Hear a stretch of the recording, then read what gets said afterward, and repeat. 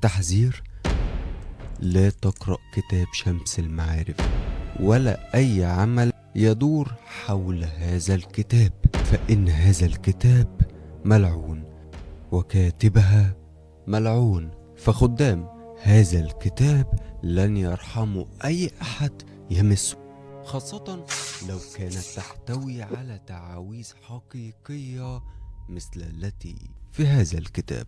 فاحترس يا صديقي، لأننا أمام كتاب شمس المعارف.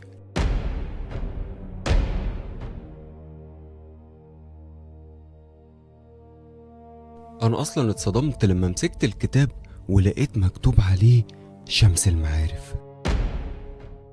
الكلام اللي كان مكتوب جوه الكتاب ده كان كلام خطير، كان بيحكي عن راجل عجوز وقصة غريبة كده. بس سيبك انت من كل ده، المهم لما بصيت في ظهر الكتاب لقيت مكتوب ايه بقى؟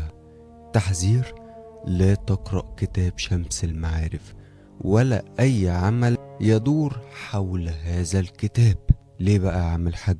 فإن هذا الكتاب ملعون وكاتبها ملعون، فخدام هذا الكتاب لن يرحموا أي أحد يمسه، لن يرحموا جهل الكاتب أو القارئ، خاصة لو كانت تحتوي على تعاويذ حقيقية مثل التي في هذا الكتاب. فاحترس يا صديقي، لأننا أمام كتاب شمس المعارف. السلام عليكم عيلة المرعبين، عاملين ايه؟ يا رب تكونوا بخير ان شاء الله. معلش عارف ان انا بغيب عليكم حبتين الفترة دي، ولكن انتوا عارفين بقى المشاغل، ولكن اوعدكم ان الفترة الجاية هتشوفوا نظام تاني خالص. ومش عاوزك تتصدم من اللي انت شفته في البداية وتقول اكيد اللي شفته ده مش حقيقي. لا يا صديقي، اللي انت شفته ده كان حقيقة. حقيقة ازاي؟ يعني انت معاك كتاب شمس المعارف؟ هنعرف كل ده في اللي جاي. المهم قبل ما نتكلم بقى في اللي جاي واللي راح، عاوزين نحضر للطقوس بتاعتنا، وهي حضرتك هتقعد لي في مكان هادي شوية كده، وتهدي لي النور، وتحط لي السماعات في ودنك، ويا ريت اثناء ما انت بتتفرج تخلي خيالك واسع حبتين، وعاوزك تتخيل معايا كل مشهد بوصفه في القصة دي، لان هي دي المتعة الحقيقية. تمام كده؟ دي اول حاجة. ندخل بقى على الحاجة التانية. عاوزك تحضر مشروبك الجميل اللي هتحضر بيه السهرة بتاعتنا. وقبل ما نبدأ وقبل أي حاجة، تنزل دلوقتي في الكومنتات تقولي أنت بتشرب إيه. ليه بقى؟ ممكن إنك تلاقي مرعب أو مرعبة بيشرب نفس المشروب بتاعك، فعاوزين إيه؟ نقرب كده من بعضينا ونعرف إحنا بنعمل إيه في السهرة. زي الفل كده. يلا بينا نروح لسهرة طويلة حبتين مع كتاب شمس المعارف. عارف انت المثل اللي بيقولك ابو بلاش كتر منه؟ انا ماشي بالمثل ده، ولكن في حاجات معينة. يعني زي ايه؟ زي الكتب بالذات. اي كتب بلاقيها قدامي حتى لو مستعملة بجيبها على طول، ويا سلام لو كان سعرها رخيص، مش بفكر في اي حاجة وبلاقيني مشتريها وواخدها وطالع على البيت. هو انا دي متعتي من زمان، قراية الكتب. مع ان اقولك على حاجة والله العظيم بجد، انا ما عنديش طول بال ان انا اقرا وكده، او بمعنى صح مش فاضي اصلا، ولكن انا بحب ان اجمع الكتب.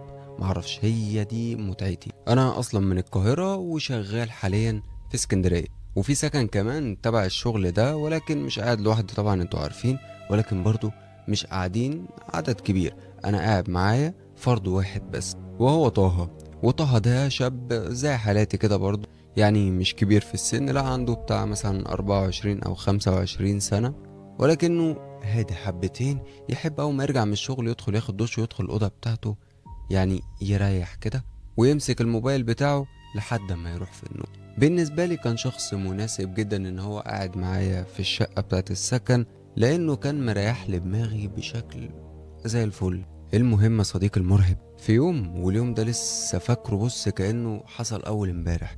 اليوم ده كان يوم الخميس، خلصنا شغل في الكافيه اللي احنا شغالين فيه، وخلاص قفلنا ولاست بقى والدنيا تمام، وطلعت انا وطه ده من الكافيه. اول ما طلعنا بره، احنا في اصلا جنبنا في الكافيه في احنا زي نظام مول كده. فالمول ده فيه حاجات كتير يعني، في مكتبات وفي كافيهات تانية غيرنا.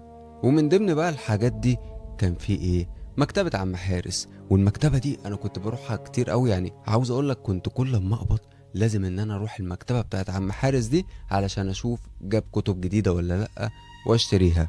وبما ان اليوم ده اللي هو يوم الخميس ده لما خلصنا الشغل كنا لسه قابضين اصلا، فطلعت من الكافيه ورحت داخل يمين ورحت على المكتبة بتاعت عم حارس. كان خلاص يعني الساعة كانت 12 بالليل، فخلاص هو بيقفل أصلا. المهم رحت داخل عليه. عم حارس ده راجل كبير في السن، بشرته بيضة، قصير حبتين، وعاوز أقول لك الضحكة ما كانتش بتفارق وشه، كان بيضحك على أي حاجة تقولها. راجل يعني ربنا محبب في خلقه. رحت داخل عليه، السلام عليكم، ازيك يا عم حارس؟ فبص لي كده وقال لي وعليكم السلام، ازيك يا نبيل؟ قلت له الحمد لله في نعمة والله، انت اخبارك ايه؟ قال لي الحمد لله بخير، تعالى تعالى. بالرغم من اني كنت شايف الابتسامة بتاعته على وشه، ولكن كنت حاسس ان في حاجة غلط كده. مش دي الطريقة اللي هو بيتعامل معايا بيها، لا كان بيهزر وبيضحك، وايه يا ابني فينك وعملت ايه في الشغل ومش عارف ايه. تحس ان هو الاب الروحي كده، انت فاهم؟ ولكن انا مش شايف ده حاليا. فعلشان كده قربت منه وقلت له مالك يا عم حارس؟ شكلك متغير كده، في حاجة ولا ايه؟ فقال لي "أوه، ظروف بقى يا ابني، هنعمل ايه". فقلت له احكي لي طيب، ولا انا مش زي ابنك؟ فقال لي لا لا زي ابني طبعا، اوعى تقول كده. الحكاية وما فيها يا سيدي اني هسيب المكان هنا. عارف انت الصدمة لما تنزل عليك؟ انا حسيت بحاجة زي كده. اولا برضو بصيت لنفسي، عارف ان انا يعني حتة فيها انانية شوية الحتة دي، ولكن اصل ده المكان اللي انا متعود باجي اجيب كتب منه، هجيب منين دلوقتي؟ فقلت له ليه يا عم حارس، ايه اللي حصل؟ فقال لي يا صاحب المول بيغلي عليا الايجار، وانا ديك زي ما انت شايف يعني الرجل مش شغالة عندي 24 ساعة، فاجيب منين؟ يبقى خلاص انا هسيبها وهشوف بقى مكان تاني محندق كده في المنطقة اللي انا ساكن فيها.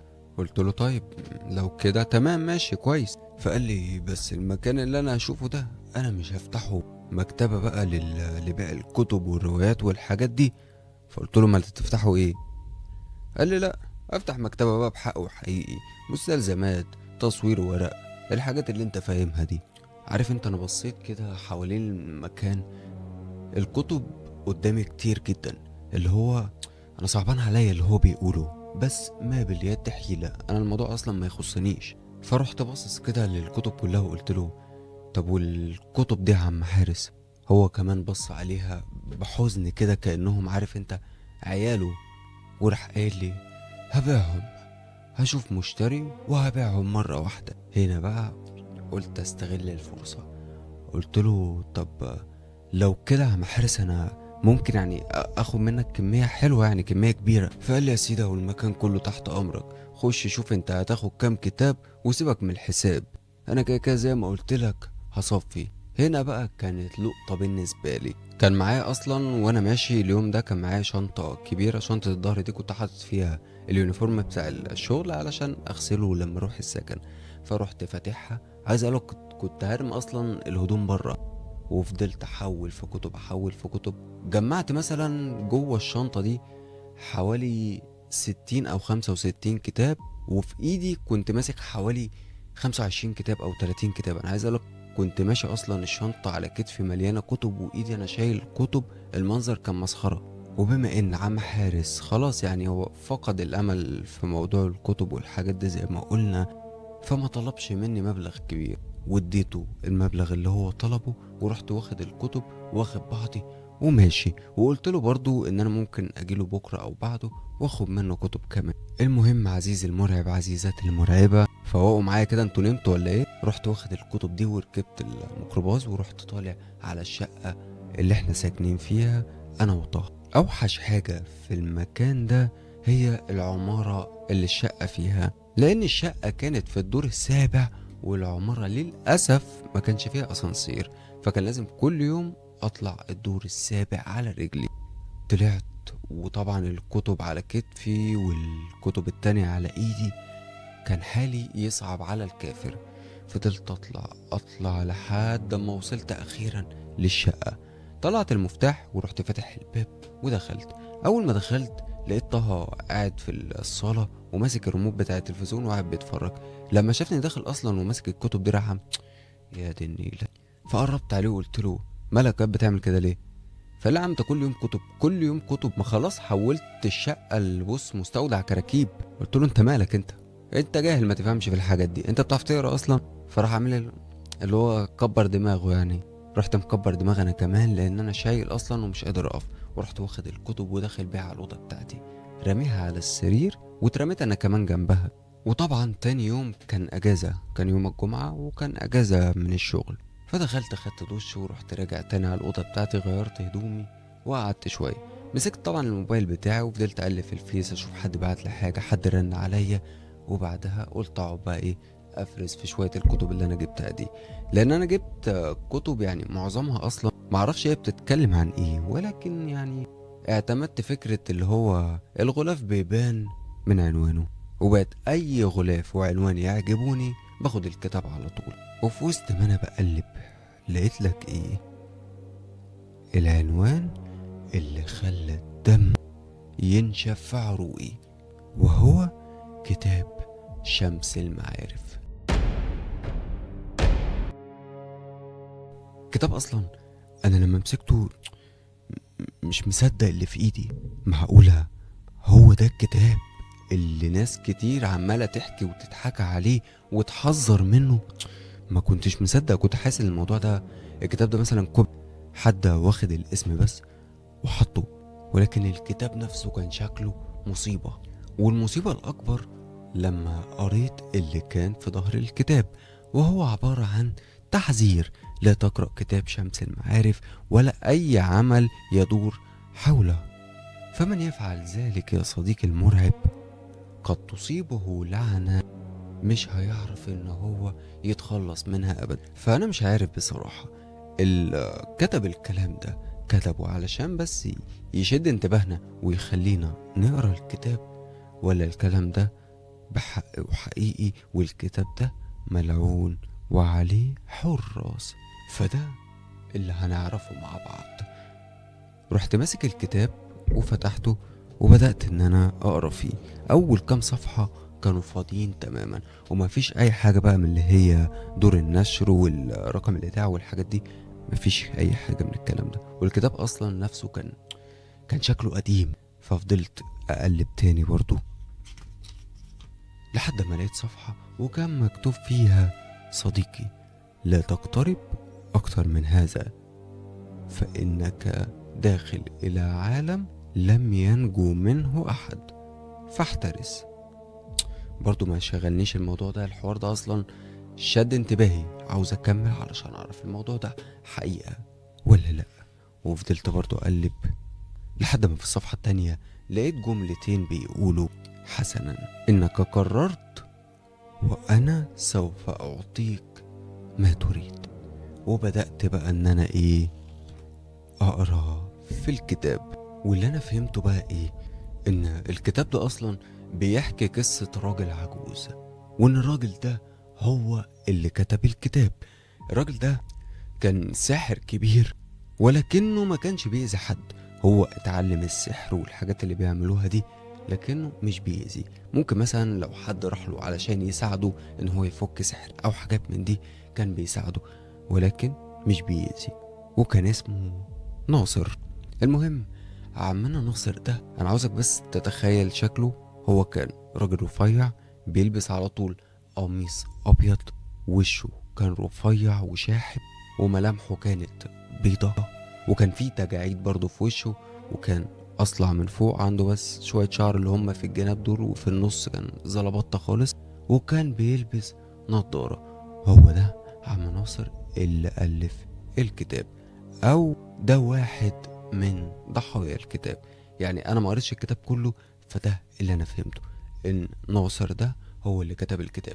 وفي حاجة كمان كانت بتقول ان ناصر ده ليه اكتر من اسم، من ضمن الاسماء فهي ناصر وجوني. فانت ايه اللي جاب القلعة جنب البحر؟ ناصر جوني واضح جدا ان هو مش اسم عربي. فخلينا في المهم الراجل العجوز ده بنته ماتت بسبب السحر. ازاي بقى؟ بسبب ان الناس اللي هو كان بيساعدهم دول طبعا كان بيقتل اللي عليهم، فاللي عليهم دول اذوه في مين بقى يا عم الحاج؟ في بنته بعد ما ماتت قرر ان هو ينتقم من العالم كله. ينتقم منهم ازاي بقى؟ عمل كتاب وسماه شمس المعارف، وبيقولوا ان هو حط عليه تعويذة معينة كده علشان اي حد يقراه ويكمله ويخلص الكتاب ده، يعني بمعنى صح للاخر خالص بتصيبه لعنة وبيحصل له زي ما حصل لبنته بالظبط. انا لحد ما وصلت هنا صديقي المرعب، عارف انت اللي هو مش مقتنع بالكلام، نصري ومش نصري، رحت قافل الكتاب يا عم الحاج ورحت حاطط الكتاب جنبي وبدأت أبص في الكتب التانية ولقيت كام حاجة برضو عجبتني جدا، زي دماء تتربت، لسه ما قريتهاش الحقيقة، ولكن زي ما قلت لك الكتاب بيبان من عنوانه وغلافه ومفيش أحسن من كده بصراحة. وثانية واحدة عزيزي المرعب، علشان ما تفتكرش بس إن أنا بعمل دعاية أو حاجة، أنا معرفش مين اللي كاتب الكتاب أصلا، ولكن زي ما قلت لك انا مدمن كتب، فسيبك بقى من الهري ده وخلينا في المهم. وسط ما انا قاعد كده ومندمج لقيت لك الباب بيخبط، فبصيت استنيت ان طه يدخل. انا مش متعود منه اصلا ان هو بيخبط على الباب، هو عامل زي الحمار بيفتح الاكره ويروح داخل على طول. ما دخلش. ادخل يا عم زفت، ما دخلش برضه. في ايه؟ فكبرت دماغي وقلت خلاص هو تلاقيه بس ايه بيرازيني وخلاص.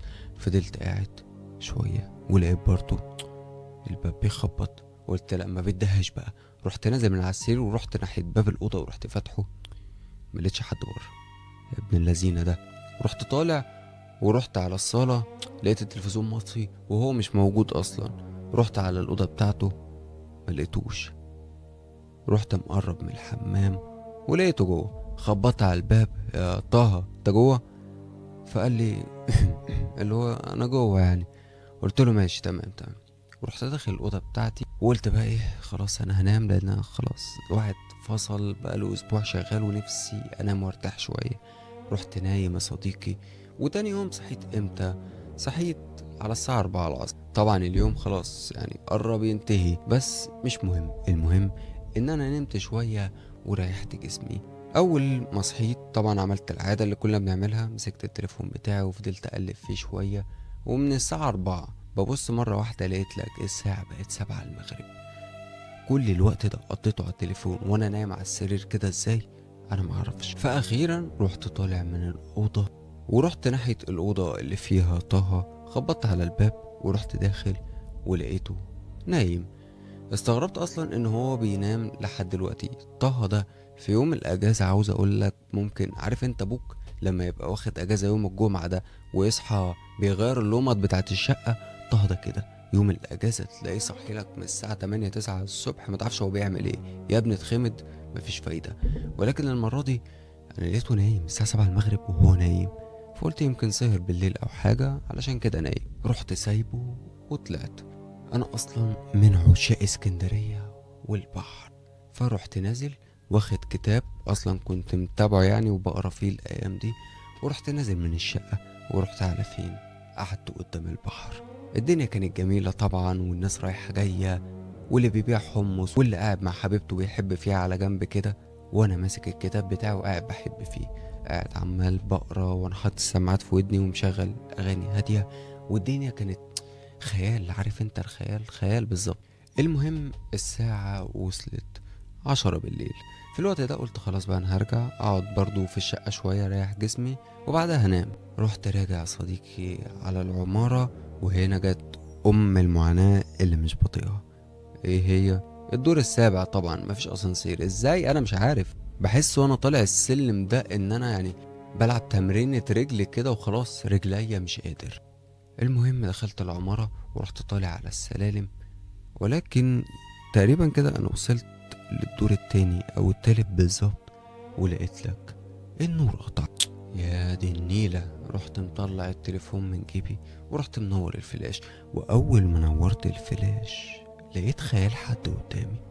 خيال حد كان طالع على السلم، معرفش مين ده. المهم انا بصيت وعارف انت، انا خفت طبعا. تخيل نفسك واقف على السلم والنور قطع وشايف خيال حد طالع قدامك.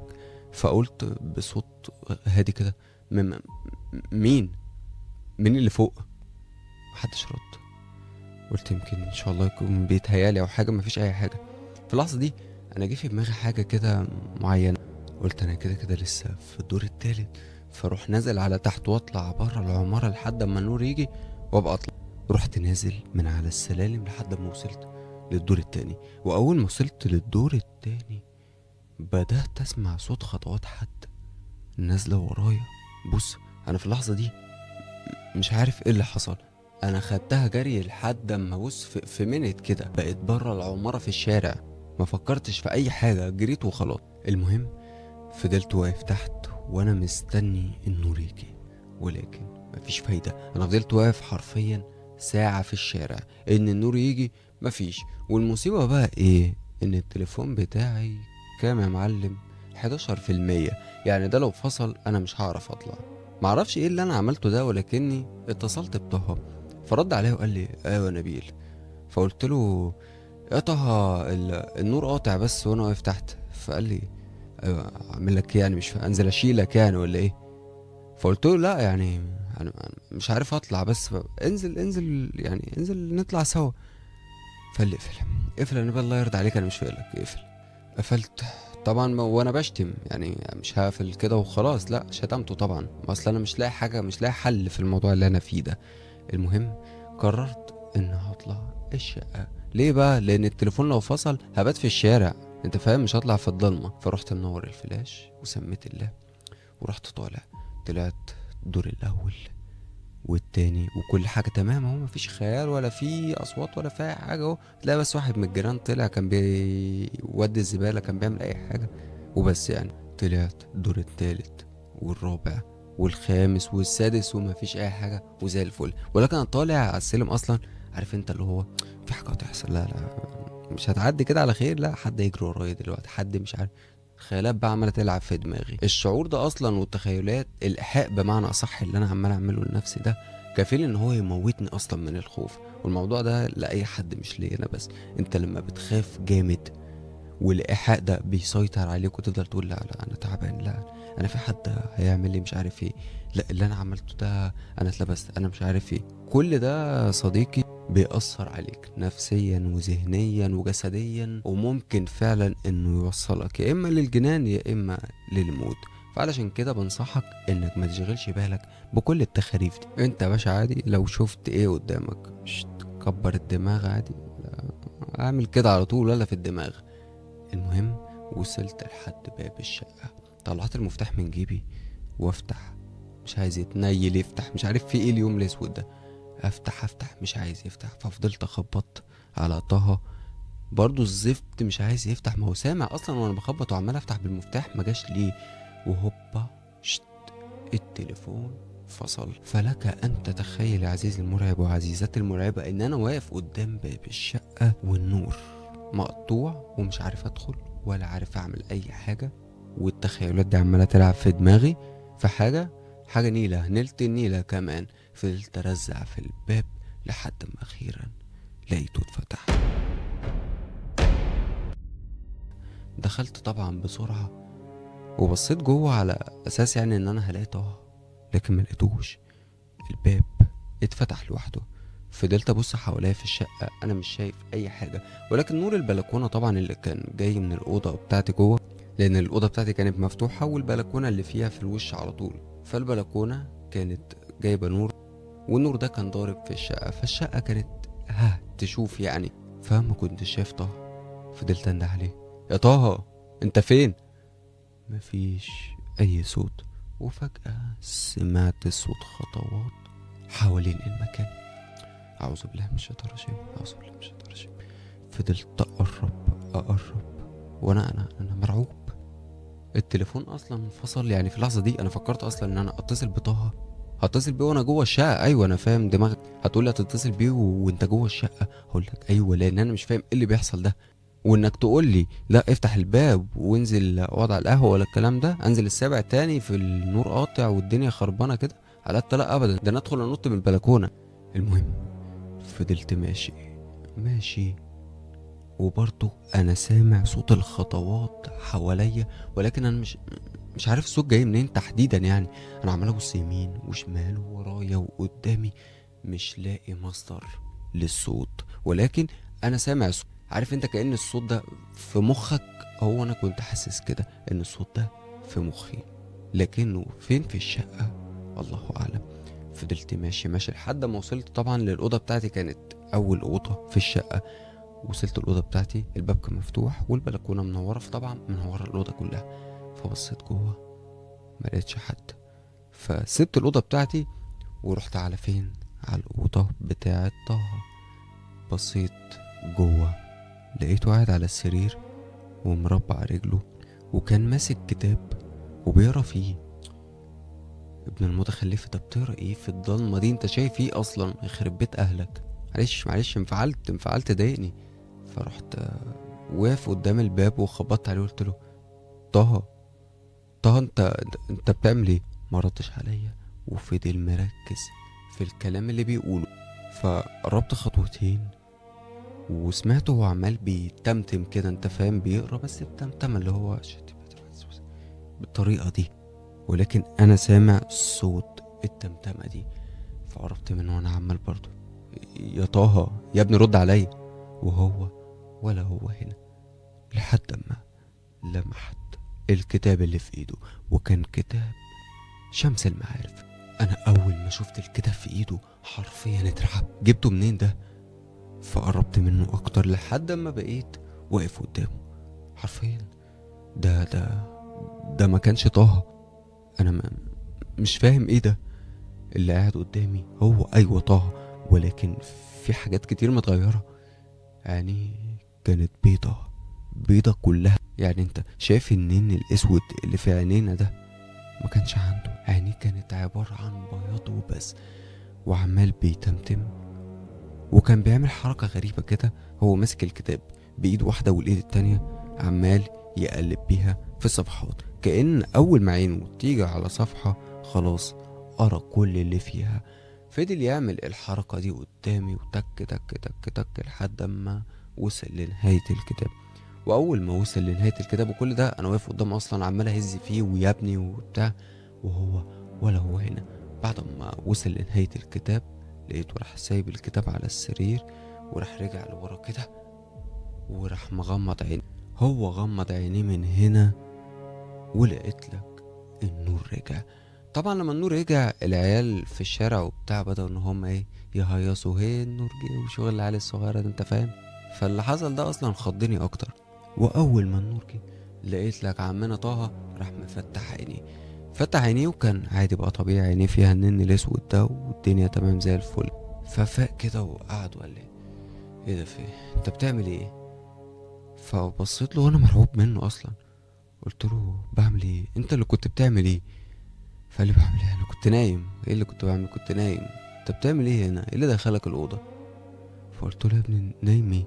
انت كنت قاعد دلوقتي وعينيك كانت بيضة وكنت بتقرا في الكتاب ده. طه بص على الكتاب وهو ما فهمش ايه ده، شكله ما يعرفش ده كتاب ايه، ولكن علشان انا ليا في القرايه كتير يعني وكده، فعارف طبعا يعني ايه كتاب شمس المعارف.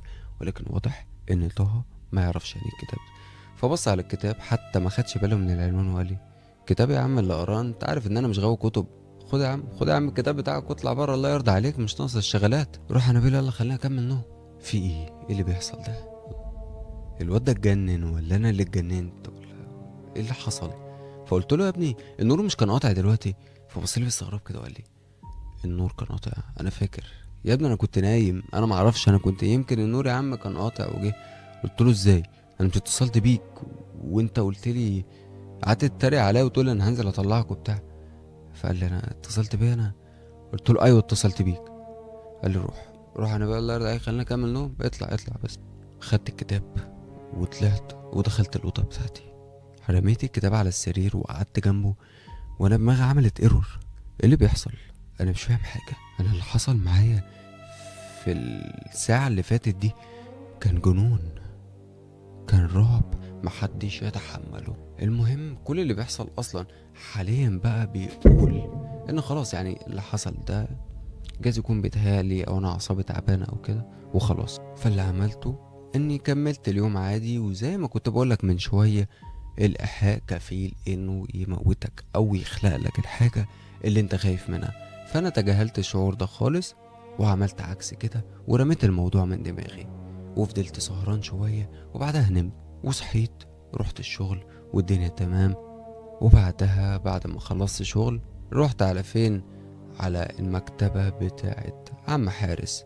قربت من المكان ولقيت حاجة غريبة، المكان فاضي، فاضي تماما. المحل مفتوح ولكن مفيش كتب ولا في عم حارس ولا في اي حاجه جوه. فاستغربت ايه اللي حصل ده؟ معقول يكون نقل كل الكتب وكل الحاجات اللي كانت في المحل دي في يوم كده عادي؟ قلت جايز مش مشكله، يعني ايه اللي هيحصل؟ انا كنت زعلان بس ان انا كنت بروح المحل ده كتير وبشتري كتب وعم حارس ده يعني زي ما بقولك كده كان الاب الروحي بالنسبه لي. كان راجل كبير وطيب، فكنت برتاح لما اقعد اتكلم معاه، ويا سلام بقى لو بنتكلم عن الكتب، حاجة خيال عظمة. فكل ده مرة واحدة كده يتسرق مني. فطبعا الموضوع كان مؤثر حبتين حبتين تلاتة كمان. المهم بعد ما خلصت شغل رحت طالع على فين؟ على الشقة، ووصلت لأم العمارة ورحت طالع. المهم انا مفيش مرة وانا طالع كده وانا نازل بقابل حد من الجيران. تقريبا العمارة دي فاضية مفيهاش حد، بسبب موضوع الاسانسير ده مخلي مفيش حد عاوز يسكن فيها، وليهم حق الصراحه. الواحد بيطلع عين اهله وهو طالع فوق. رحت طالع وانا متعود اصلا ان لما بوصل للدور الرابع بريح رجلي شويه. اليوم ده وصلت للدور الرابع، وقفت كده وانا باخد نفسي حبتين من السلم وبريح رجلي كمان، ولكن ملحقتش اعمل اي حاجه وشت النور راح قطع. يا دي النيل السودا. ومع قطع النور بدأت أسمع صوت خطوات الرجلين مرة تانية. فهنا أنا في مأزق. مأزق ليه؟ لأن لما حطيت إيدي في جيبي ملقتش التليفون. راح فين بقى؟ اتسرق، وقع، راح فين؟ الله يحرقه. المهم ده مش وقته، المهم إن أنا عاوز حاجة أنور بيها. فما قداميش غير حل من اتنين، يا إما هنزل أجري على السلم تحت واطلع بره العمارة، يا اما هطلع اجري على السلم فوق لحد ما اوصل للشقة. وانا واقف في النص اصلا، انت فاهم يعني، مش عارف اعمل اي حاجة ولا شايف اي نور جاي قدامي. فسمعت صوت الخطوات ولكنه كان جاي من تحت، من الدور التالت. فعلشان كده رحت واخد ديلي في اسناني رحت طالع على فوق جري جري لحد ما وصلت للشقة. ووصلت لها عارف انت اللي هو طشاش كده، وصلت لها بالعافية، لان من حسن حظي ان الشقة كانت قدام السلم على طول. فانا كنت طالع وعمال اعد الادوار لحد ما وصلت للشقة. طلعت المفتاح وفتحت، والحمد لله انه فتح. ودخلت الشقة ورحت قافل الباب ورايا، لان وانا بطلع وبجري اصلا كنت سامع صوت الخطوات دي، ولكن وهي بتجري ورايا كأن في 100 واحد طالعين عمالين يجروا ورايا. المهم رحت فتح الباب ودخل وقفل الباب، وقفت ورا الباب كده وانا باخد نفسي بالعافية، وفتحت عيني ولقيت واقف قدامي طه. كان واقف بنفس شكله اللي شفته بيه امبارح، عين البيضة، وشه اللي كان شاحب جدا. كان واقف وماسك برضو الكتاب في ايده، ولكنه كان ماسكه وهو بيبص لي، وانا مش فاهم في ايه. مالك ايه يا ابني؟ ايه اللي حصل لك؟ بس بقيت واقف مكاني مش عارف اعمل ايه. قلت اللي جه في دماغي يعني ان انا هفتح الباب وهجري على بره، او استحمل اللي طالع على السلم ده احسن ما استحمل اللي قدامي. كده كده انا فريسة دلوقتي. ورحت عامل ايه بقى؟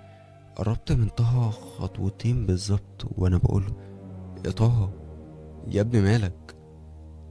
رد عليا، طب انت سامعني؟ وهو ماسك الكتاب في ايده وباصص عليا بعينيه البيضة تماما. ومرة واحدة عزيزتي المرعبة لقيت باب الأوضة بتاعتي أنا بيتفتح وفي حد طالع منه. مين هو؟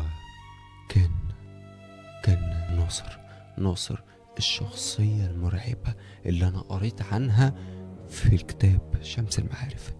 كان طالع من الأوضة بنفس شكله، القميص الأبيض، وشه الشاحب لونه الأبيض، راسه الصلعاء، النضارة اللي كان لابسها، وعينيه كانت نفس عينين طه بالظبط، بيضة تماما.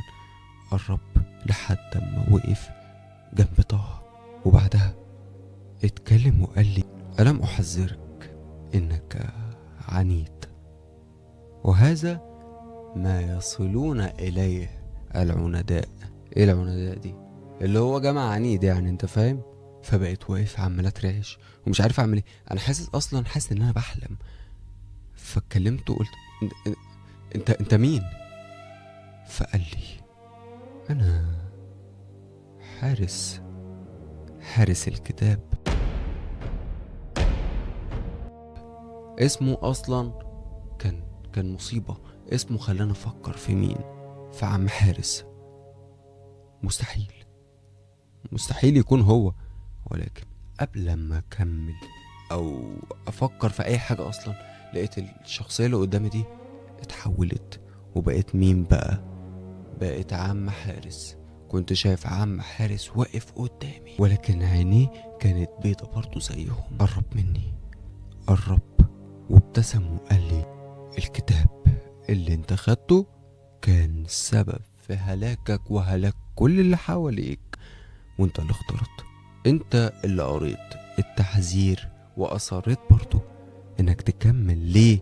لانك عنيد يا نبيل، وده نتيجة عندك. فقلت له: انت ليه يا عم حارس؟ انت بتعمل كده ليه؟ فقال لي: انا حارس الكتاب. المكتبة اللي انا كنت فيها دي، ده علشان بس احرس الكتاب اللي انت شفته. واول ما الكتاب طلع من المكتبة كان لازم المكان كله يتشال، وكان لازم برضو انا كمان اطلع من المكان واروح فين بقى؟ مع الكتاب، لان زي ما قلت لك انا حارس الكتاب، ما ينفعش افرقه، ولازم التزم بكل القوانين والتعويذ المحطوطة فيه. اي حد بيكمل الكتاب ده للاخر زي ما انت قريت فيه، لازم نهايته تكون واحدة، زي نهاية روز بنت جوني اللي ماتت بسبب السحر.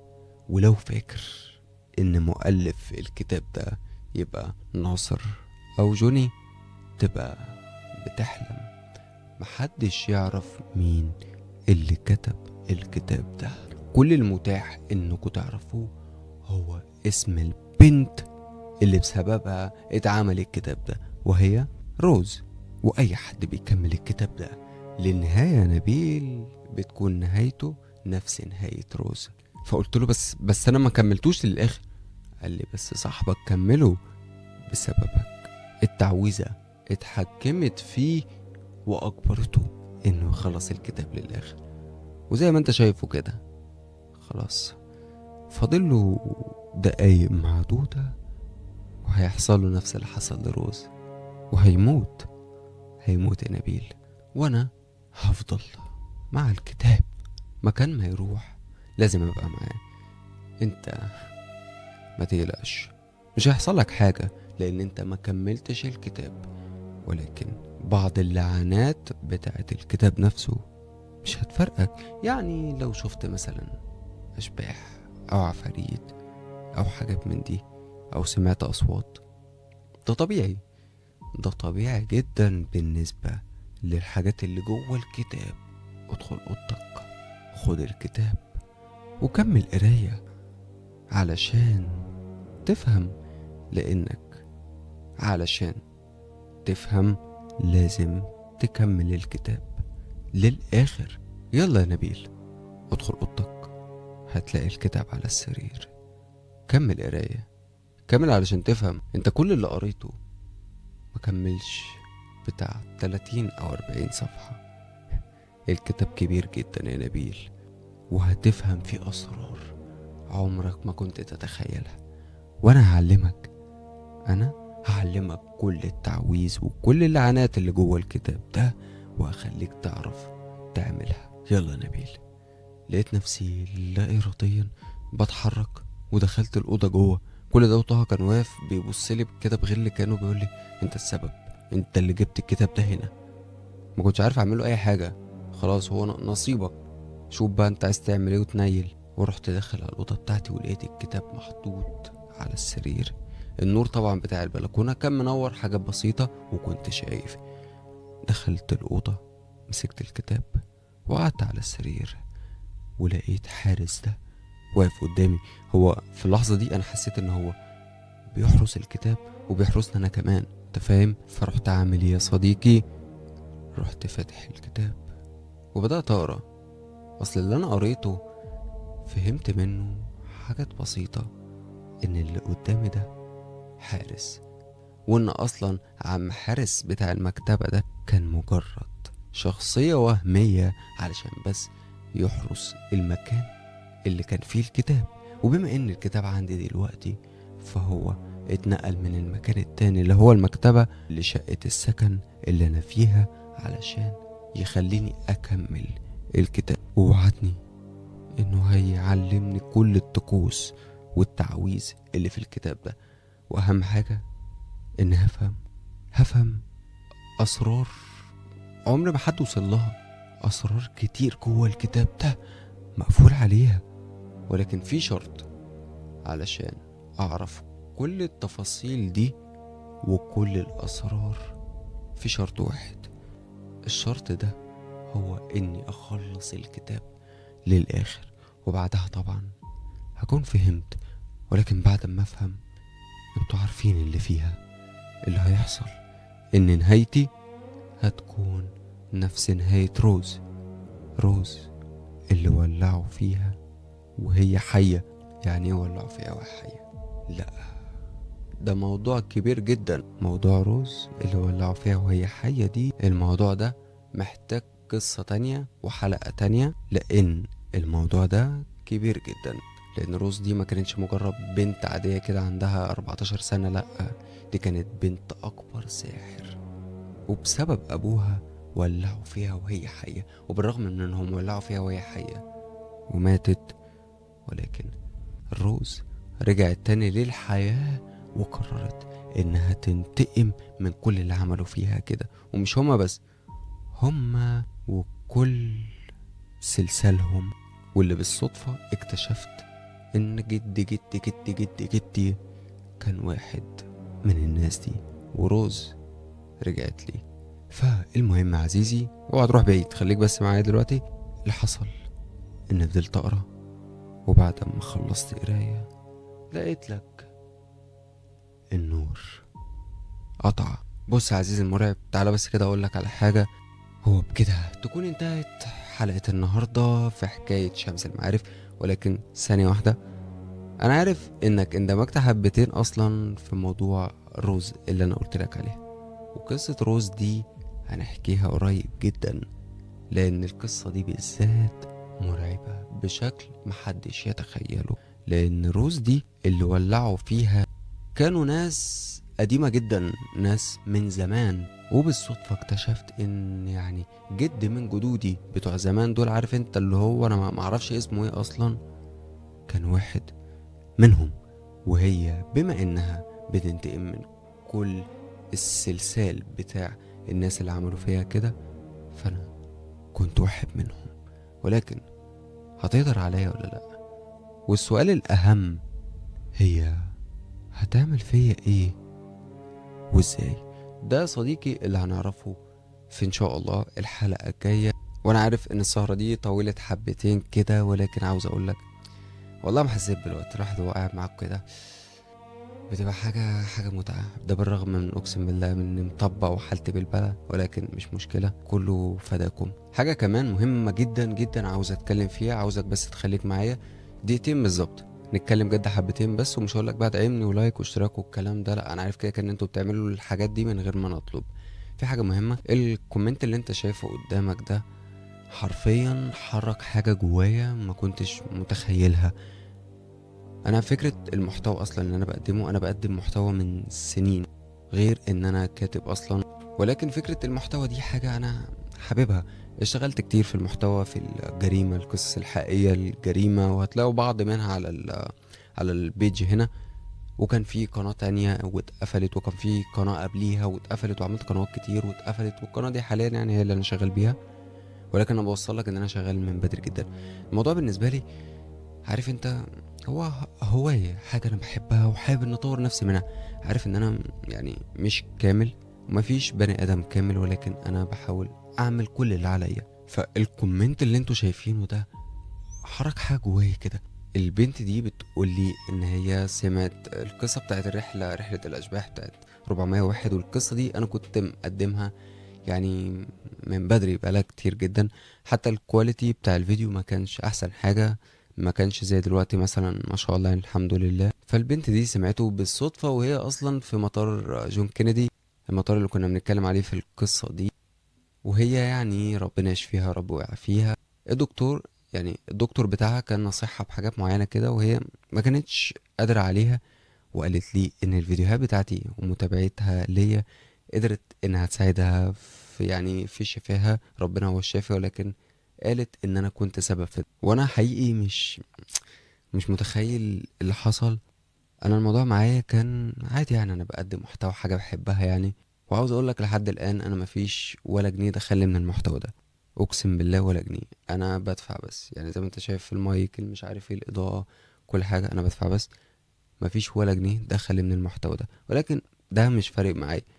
طالما انا بعمل حاجة اللي بحبها خلاص، مش مهم، مش فارق معايا اي حاجة. اي حد فينا كده، انت طالما بتعمل الحاجة اللي انت بتحبها حتى لو مفيش دخل كويس داخلك منها، بس انت بتعمل حاجة انت شايف ان انت ليك قيمة فيها، انت مميز فيها. فاوعى تسمع كلام اللي بيقولك يا عم انت بتضيع وقتك، انت مش عارف ايه، سيبك منه، ده ما تقعدش معاه اصلا. فالمهم نرجع لبس الموضوع بتاعنا، ان كلام البنت دي اثر فيا جدا، وخلاني اخد موضوع المحتوى كده يعني بشكل جدي شوية، ان انا احاول اطور من نفسي بشكل كبير يعني، من ناحية كل حاجة.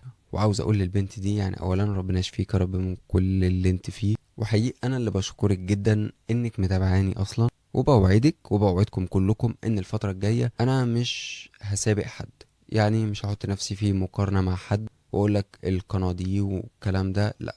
انا بسابق نفسي بمعنى صح، انا بعمل حاجة اللي بحبها، فخلاص ماليش دعوة ده شغال بيعمل ايه او ده بيعمل ايه.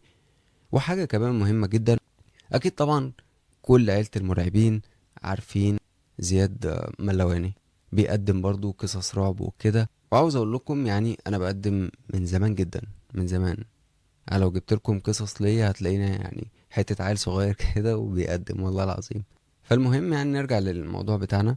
ما شاء الله، يعني ملواني حاجة كبيرة في حتة الرعب دي، حتة كبيرة كبيرة كمان، يخليك تروح بص للمكان اللي هو بيقول عليه في القصة. فناس كتير قالت ان انا بقلد ملواني والحاجات دي وناس كتير قالت ان انا بقلد الديبو، لو تعرفوه اكيد طبعا تعرفوه، دي يعني الناس اللي هي ايه، يعني مشهورة جدا في حتة الرعب دي. فانا زي ما بقولك دلوقتي انا مش بقلد حد، انا بحاول ان انا اطور من نفسي، يبقى ليا الجمهور بتاعي الخاص، اعرف اقدم لهم حاجة تبسطهم بس. هو ده كل اللي يهمني، اني اقعد معاكم شوية، نسهر مع بعضينا السهرة الجميلة، انتوا تقوموا مستمتعين بس. اما بقى حكاية ان انا مثلا بقلد ملواني، فانا عايز اقول لكم حاجة اصلا، ان واحد قبل كده قال لي ده عيلة المرعبين شبه عيلة المروقين، اللي هم العيلة بتاعت الملواني، يعني مسمى عيلة المروقين. عايز اقول لك انا واحد من العيلة دي. يعني انا واحد من متابعين ملواني، وبسمعه باستمرار جدا، وببقى مندمج معاه ومستمتع بكل كلمة بيقولها وبكل قصة بيحكيها. ولو لقيت اي حاجة في الاداء بتاعه في اللوكيشن في الحاجات ديت، بقوله في الكومنتات علشان يعني يعدل من ده، وابقى مستمتع اكتر بالقصة اللي هو بيحكيها. فيا صديقي ملهاش علاقة، احنا كلنا بنقدم محتوى، مثلا حتى لو بنقدم نفس المحتوى فاحنا كلنا بنقدم محتوى علشانكم. انت تقدر تسمعني، تقدر تسمع ديبو، تقدر تسمع ملواني، تقدر تسمع اي حد انت بتحبه. كل الناس دي بتقدم المحتوى ده علشانك انت بس كده. انا عارف ان انا هريت كتير قوي والله هريت، ولكن معلش، استحملوني بقى، النهارده السهرة طويلة حبتين فسهرانين سوا. وبوعدكم بأمر الله إن شاء الله الفترة الجاية هتشوفوا تعديلات كتير جدا، من ناحية المكان، من ناحية كل حاجة إن شاء الله. وبس كده، صديقي المرعب وصديقتي المرعبة، تنزل دلوقتي حالا تقولي أنت كنت بتشرب إيه في السهرة بتاعتنا. وغير كده تعمل لايك للفيديو ده، وتقول لي بقى في الكومنتات على اي ملاحظة انت حابب تسيبها. وعادي انا برد يعني على اي كومنت، احنا كلنا اخوات، وبتقبل اي كومنت حتى لو سلبي، بحاول اعدل وجهة النظر بتاعت صاحب الكومنت. وبس كده، كفايه هري كفايه هري. اشوفكم بخير الحلقة الجاية. كان معكم محمد نبيل. سلام عليكم.